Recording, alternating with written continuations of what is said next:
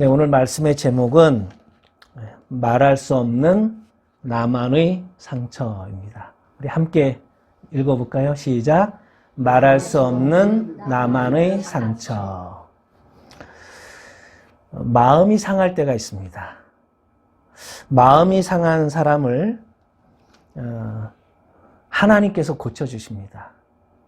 때문에 우리는 속상할 때마다 주님, 제가 이렇게 마음이 상했어요 라고 말하면 주님은 그 고백을 다 들어주시고 우리의 상한 마음을 고쳐주시는 분입니다.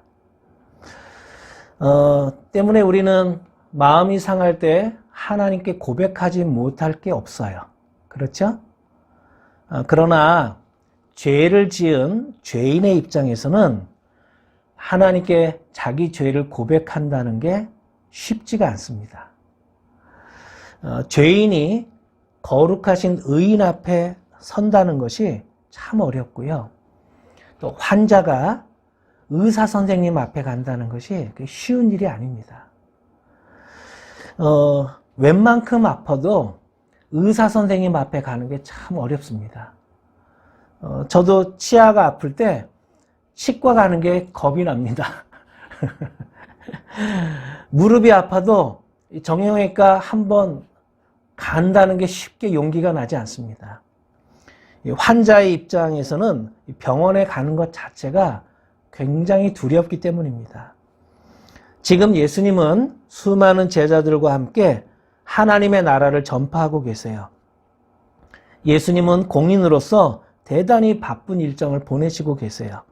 예수님 주위에는 수많은 사람들이 따르고 가르침을 받기도 하고 놀라운 이적을 체험하기도 합니다. 그래서 더더욱 주님 앞에 설 자신이 없는 한 가련한 여인은 자신의 상한 마음, 아픈 몸 이끌고 예수님 앞에 나아가기가 참 어려운 것입니다. 어제 오늘의 일이 아니라 이미 오래된 마음의 상처, 깊어진 상처를 하나님은 다 알고 계십니다. 하나님은 오늘 이 여인에게 이 여인이 안고 있는 고통, 그리고 이 여인이 어떻게 치유받았는지 이 사건을 통해서 우리의 상한 마음, 우리의 상처도 치유해 주시려고 이 말씀을 하시는 것입니다. 그래서 예수님은 우리의 상한 마음을 고쳐주시기 위해서 예수님이 3가지 질문을 하세요. 예수님의 이 3가지 질문을 오늘 묵상하는 것이 오늘 메시지의 키포인트입니다. 먼저 예수님이 우리에게 첫 번째 하시는 질문이에요. 다 함께 읽어볼까요? 예수님의 첫 번째 질문 시작. 너 또한 마음 상한 자가 아니냐 하는 거예요. 자, 이 오늘 본문에 나오는 이 여인만 마음이 상했습니까? 우리들의 마음은 상한 적이 없나요? 시편 51편 17절에 이런 말씀이 있어요. 하나님께서 구하시는 제사는 상한 심령이라. 하나님이여 상하고 통회하는 마음을 주께서 멸시치 아니하시리이다. 또 시편 142편 3절에 보면 내 심령이 속에서 상할 때에도 주께서 내 길을 아셨나이다. 자, 왜 사람은 이렇게 마음이 상할까요? 왜 이렇게 속상한 일이 자주 발생할까요? 성경은 사람이 마음이 왜 상하는가 그 이유를 여러 가지로 설명합니다. 제가 성경의 경우들을 사례들을 소개해 드릴 테니까 여러분은 어떤 경우에 마음이 상하는지 한번 생각해 보시기 바랍니다. 우선 성경에 보니까 인생길이 너무 험난하다고 느낄 때 마음이 상했어요. 민수기 21장에 보면 이스라엘 백성들이 홍해를 건너 광야를 지날 때 그 가는 길이 험하여 왜 이렇게 사는 게 힘들어? 그래서 마음이 상했다. 이렇게 나와요.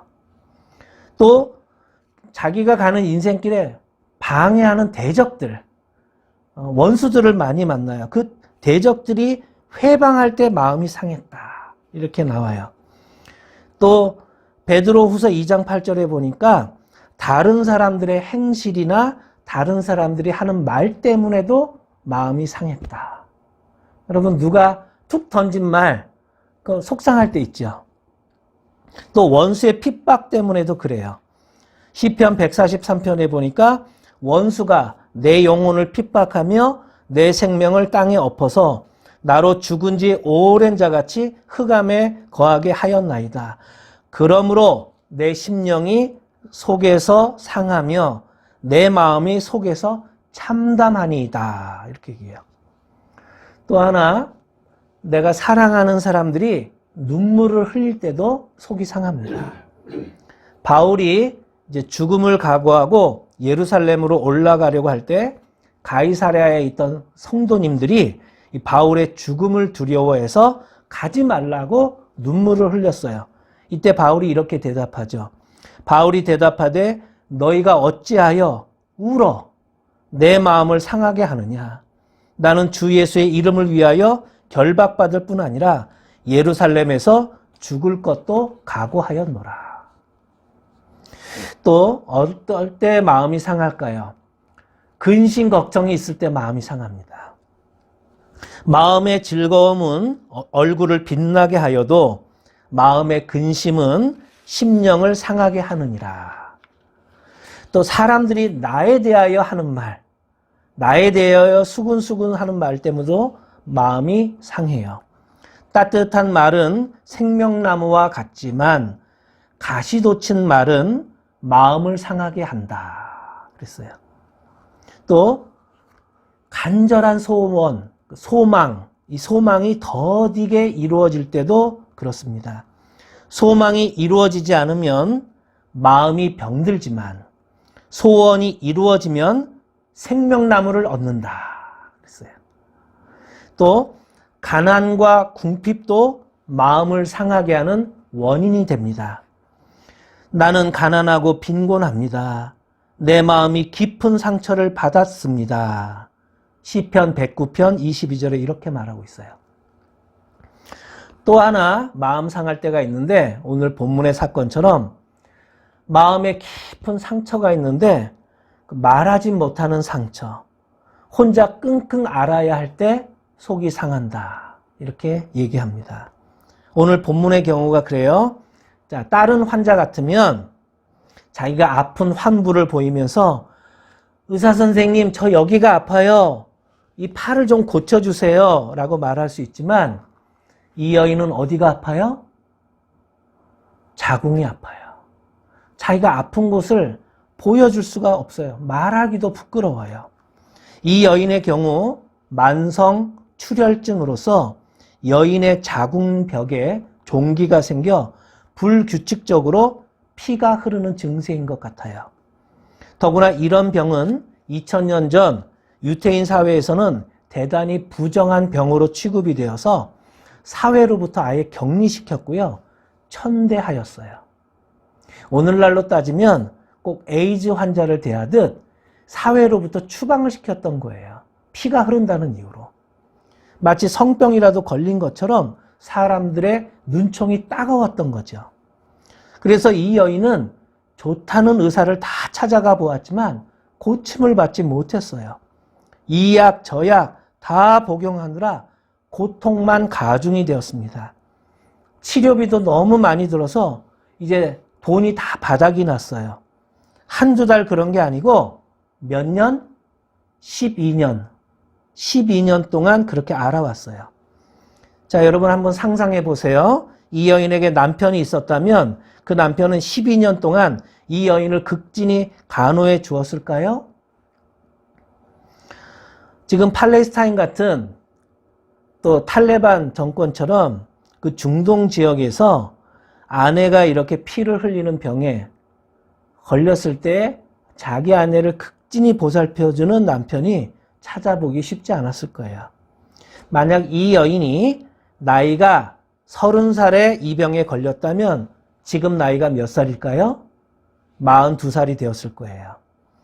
여인으로서 가장 아름다워야 하는 시기를 병마로 다 놓친 거예요. 그러니까 마음이 얼마나 상했겠어요. 예수님은 우리들에게도 물으십니다. 이 여인만 그러냐? 너 또한 이 여인처럼 마음 상한 자가 아니냐? 이렇게 물으세요. 너 또한 사람들에게 차마 말할 수 없는 마음의 병을 안고 살아오지 않았느냐? 하나님은 우리에게 이렇게 물으시는 것입니다. 오늘날 이 세상에는 마음이 상한 사람들이 홍수났어요. 너무도 많아요. 더구나 이 코로나 팬데믹 때문에 사람들의 마음이 다 상해 있어요. 말로 표현할 수 없는 정신적인 충격, 경제적 피해, 혼란을 겪으면서 지금 살고 있어요. 얼마나 불안하고 두려운지 몰라요. 만약 우리 가운데 한 사람이 다리가 다쳤다면 그냥 병원에 가서 기부스를 하고 붕대를 감아 적절하게 치료를 받으면 됩니다. 그러나 마음이 상하면 도대체 누구에게 이 마음을 보이고 누가 내 상한 마음을 치료해 줄 수 있을까요? 우리 마음을 창조하신 분은 하나님이세요. 하나님은 우리의 심령을 이해하시는 분입니다. 주님은 마음 상한 사람에게 가까이 가시고 영혼이 짓밟힌 사람을 구원해 주시는 분이세요. 때문에 하나님은 우리에게 물으십니다. 너도 혹시 마음 상한 사람이 아니냐? 이렇게 물으세요. 자, 두 번째 예수님의 질문입니다. 다 함께 예수님의 질문을 볼까요? 시작. 누가 내 옷에 손을 대었느냐? 예수께서 그 능력이 자기에게서 나간 줄을 곧 스스로 아시고 무리 가운데서 돌이켜 말씀하시되 누가 내 옷에 손을 대었느냐? 이렇게 물으셨어요. 자, 이 여인이 어떻게 치료받을 수 있었나? 그 치료받은 비결은 도울 힘이 없는 인생을 의지해서가 아니었어요. 친구를 만나서 수다를 떨고 사람들을 비방함으로써 해결되지도 않았어요. 무당을 찾아가서 구슬 한판 한 것도 아니에요. 이 여인은 예수님에 대한 소문을 들었어요. 그리고 예수님이라면 지금 내 문제, 내 상처를 치료해 줄 수 있을 것이다 라는 믿음이 생겼습니다. 하지만 예수님께로 가는 데는 여러 가지 장애 요소가 있었어요. 먼저 자신감이 없었어요. 나 같은 사람이, 나 같은 죄인이 주님께 가면 과연 주님께서 기뻐해 주실까? 사람들이 지금 다 나를 싫어하는데 아무리 주님이라고 해서 나를 기쁘게 맞이해 주실까? 그런 자신감이 없었어요. 위축이 되었어요. 또 사람들의 그 눈총, 사회적 냉대가 너무 무서웠어요. 병든 것도 서글픈데 몹쓸 병에 걸렸다고 하나님께 저주받은 여자처럼 대하는 그 사회적 냉대가 질병 자체보다 더 무서웠어요. 그러나 이 여인이 왜 훌륭한가? 이러한 장애물을 극복하고 예수님께 나아갔다는 점이에요. 지금 이 여인의 감정은 갈라진 논바닥처럼 메말라 있어요. 이 여인의 의지는 날개 꺾인 새처럼 기운을 잃었어요. 의지할 사람조차 주위에 없었어요. 주님께 가도록 인도해주는, 전도해주는 사람도 없었어요. 구역 식구, 목장 식구도 없었어요. 하지만 그녀는 예수님에 대한 바른 이해를 가졌어요. 예수님, 그분은 사랑이 많으신 분인 것 같아. 그래서 예수님의 마음, 예수님의 이해심, 예수님의 사랑을 믿었어요. 자신의 병을 고쳐줄 수 있는 능력의 하나님이라고 믿었어요. 그래서 그녀는 군중들 사이를 뚫고 예수님의 뒤로 가서 예수님의 옷을 몰래 만졌습니다. 왜냐하면 내가 주님의 옷만 만져도 내 병이 나을 것 같아 라고 하는 믿음이 생겼기 때문이에요. 여러분 이거 놀랍지 않나요? 네. 이러한 것은 예수님의 실상에 대한 바른 이해에서 비롯된 이적입니다.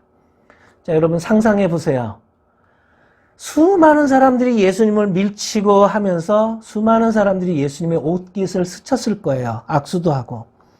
하지만 이 여인처럼 예수님을 향한 믿음을 가지고 예수님의 옷을 만진 건 아니었어요.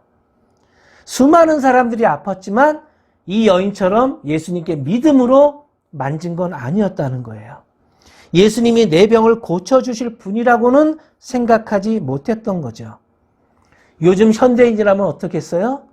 내가 아프면 병원에 가서 엉터리 처방을 받을지언정 내가 교회에 가서 하나님의 말씀을 듣고 하나님의 처방을 받아서 내 병이 나을 거야 라고 생각하는 사람이 몇이나 될까요?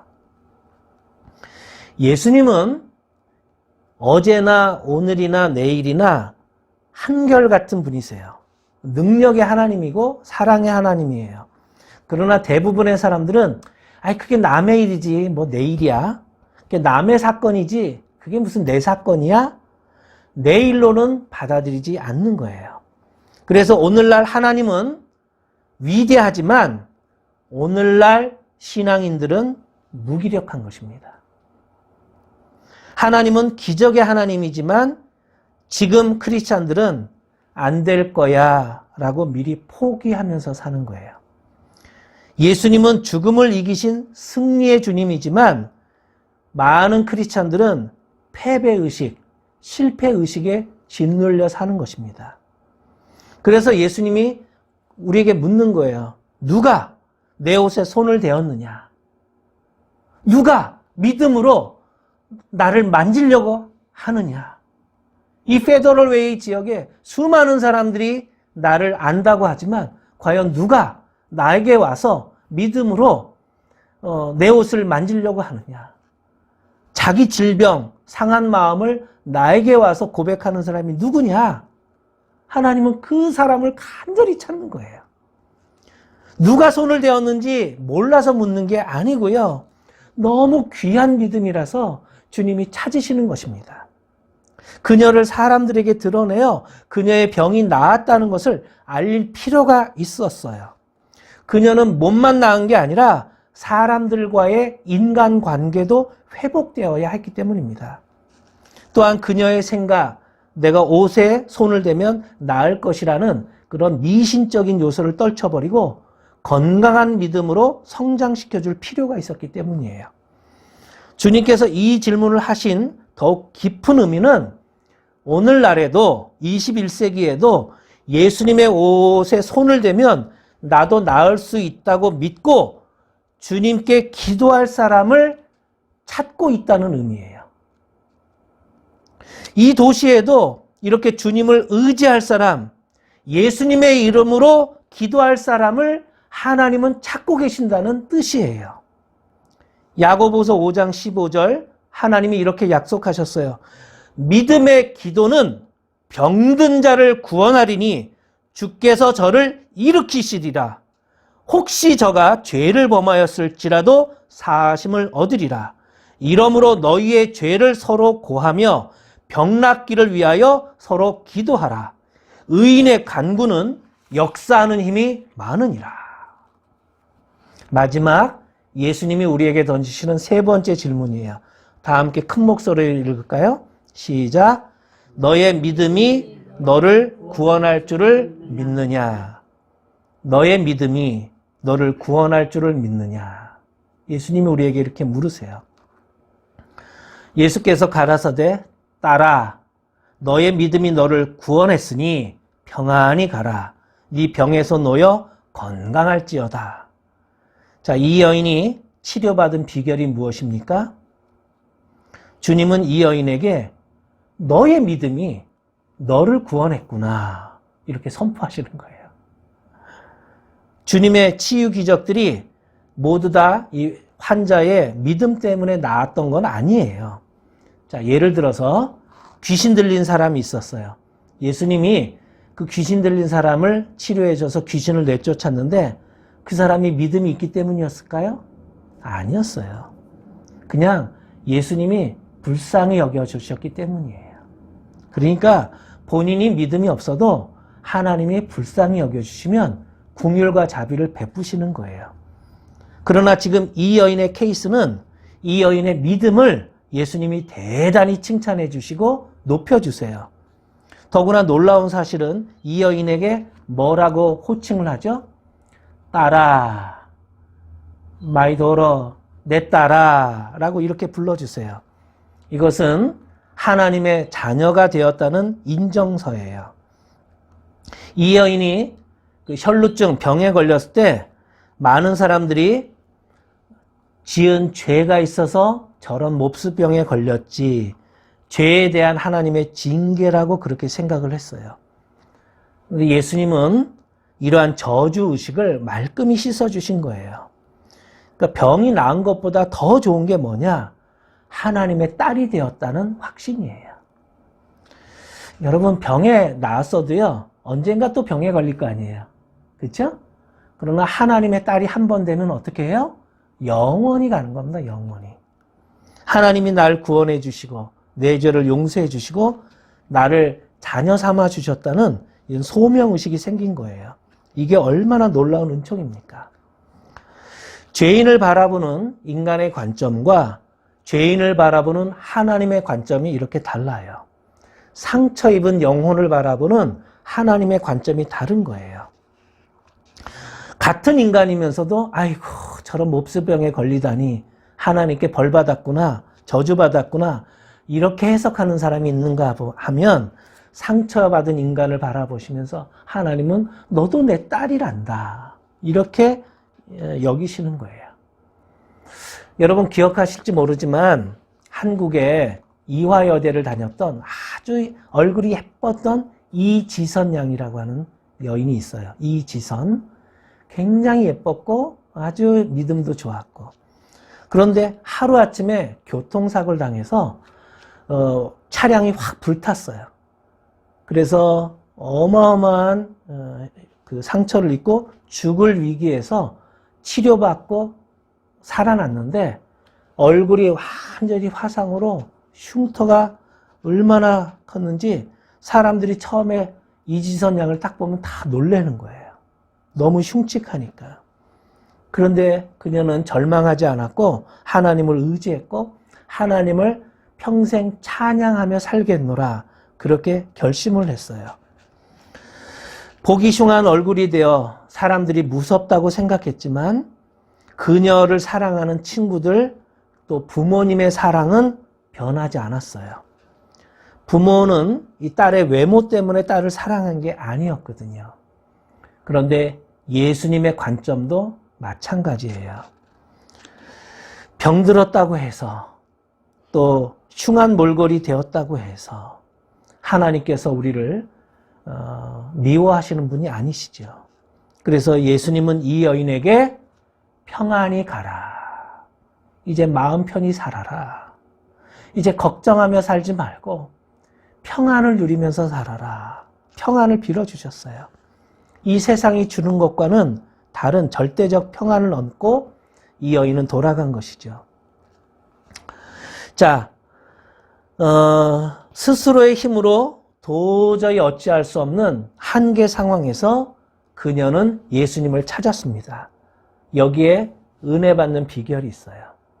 오늘날 내가 그 누구에게도 말하기 어려운, 심지어 가족에게도 털어놓지 못하는 그런 아픈 상처, 고통스러운 문제가 있을 때 예수님께 가지고 가면 예수님이 우리의 상한 마음을 고쳐주시고 치료해 주신다는 거예요.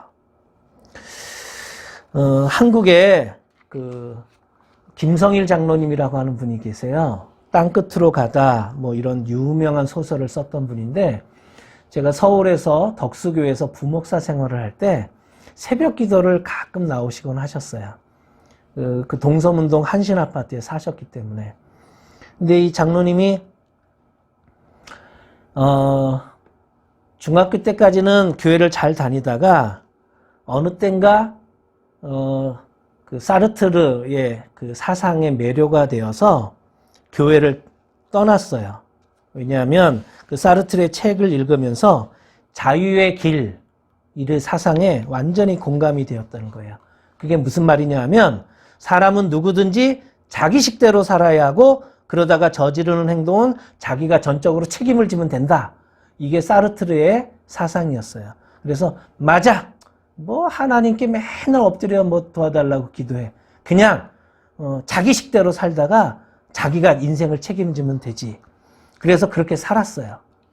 술 마시고 늦게 들어오고 외박도 하고 그러다가 자기 아내가 위암 선고를 받은 거예요. 그리고 큰 수술을 하게 되었어요. 그때 이 김성일 장로님은 깨달은 거예요. 아내를 이렇게 병들게 한 장본인이 누군가? 바로 나 자신이구나. 날마다 술 먹고 집에 오면 아내를 들볶았고 어느 때는 외박을 해서 아내에게 스트레스를 주었고 그렇게 아내가 심한 스트레스를 받아 위벽이 헐게 되었고 나중에는 암이 생기게 되었다는 결론을 내린 거예요. 아내를 병들게 한 사람이 자기였기 때문에 자기가 책임을 져야 했어요. 그러나 자유의 길을 택했노라고 큰 소리를 쳤지만 막상 아내가 병들자 아무 책임도 질 수가 없었대요. 아무것도 도와줄 수가 없었고 그래서 가룟 유다처럼 목을 맨다고 해결될 문제일까? 그것도 안 되었고 그토록 매력적이었던 사르트르도 자기 아내의 병에는 아무 도움이 못 된다는 걸 깨달았어요. 중학교 3학년 때 거침없이 발로 차버렸던 예수님. 그런 뼈아픈 고독 속에서 예수님이 다시 자기 마음에 찾아와 울어주시는 것을 느꼈다고 그래요. 상처를 겪으신 예수님은 그와 함께 아파해 주셨고요. 그래서 이때부터 이분이 새벽 기도를 나가기 시작한 거예요. 그런데 새벽 기도를 나가서 간절히 자기 아내를 위해서 기도하던 어느 날 새벽 기도 때 주님께서 일어나 걸어라 라고 하는 음성을 들려주셨어요. 그리고 바로 아내가 병에서 고침을 받았어요. 그 후로 아내와 건강하게 지내고 계세요. 우리는요, 내 인생, 내 행동, 내가 다 책임지면 되지라고 장담할지 몰라도 그 어떤 사람도 자기의 허물과 자기의 연약함, 그거를 책임질 수 없어요. 우리는 누군들 공부 잘하고 싶고, 예뻐지고 싶고, 성강하고 싶고, 부자 되고 싶고, 건강하고 싶지 않겠어요? 그러나 인간은 연약하고 유한한 존재입니다. 질그릇처럼 부서지기 쉽고 상처받기 쉬워요.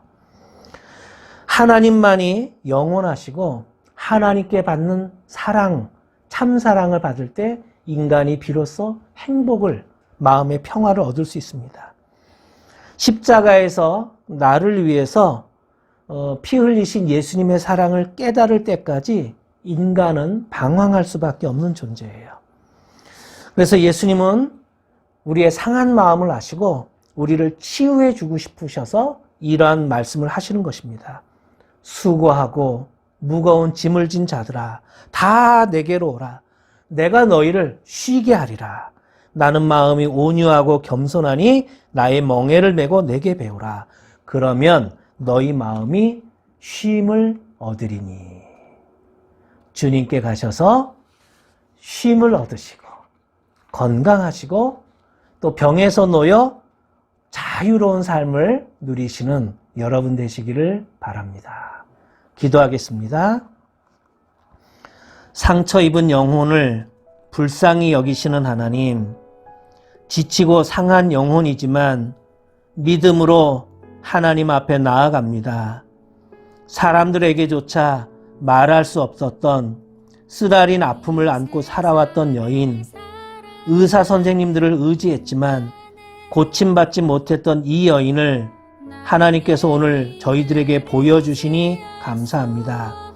그녀가 용기 있게 예수님께 나아가서 상처를 치료받을 뿐만 아니라 하나님의 딸이라는 구원의 선포와 마음의 평안까지 얻었던 것을 생각할 때 하나님을 찬양합니다. 하나님께서 이 말씀을 저희들에게 들려주시는 이유는 우리 또한 상처를 안고 살아가는 연약한 죄인이기 때문 아닌지요. 우리들도 주님의 치료가 필요한 환자들이요, 상처 입은 영혼들입니다. 말씀으로 위로해 주시는 하나님께 감사드립니다. 하나님, 저희들을 이렇게 위로해 주셨사오니 저희들도 우리 주위에 있는 사람들을 위로하며 살게 하여 주옵소서. 나눔을 통해 나보다 더 아픈 사람을 깨닫게 하여 주시옵소서. 마음 상한 자를 위로할 뿐 아니라 고쳐주시는 주님, 저희 마음에 들어오셔서 우리의 상한 마음도 고쳐주시옵소서. 내가 처한 어려움, 내가 고민하는 문제를 주님께 고백할 수 있는 용기를 주시고 치유하시는 주님의 능력을 믿고 기도하게 하여 주세요.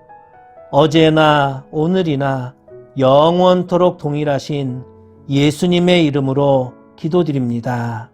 아멘.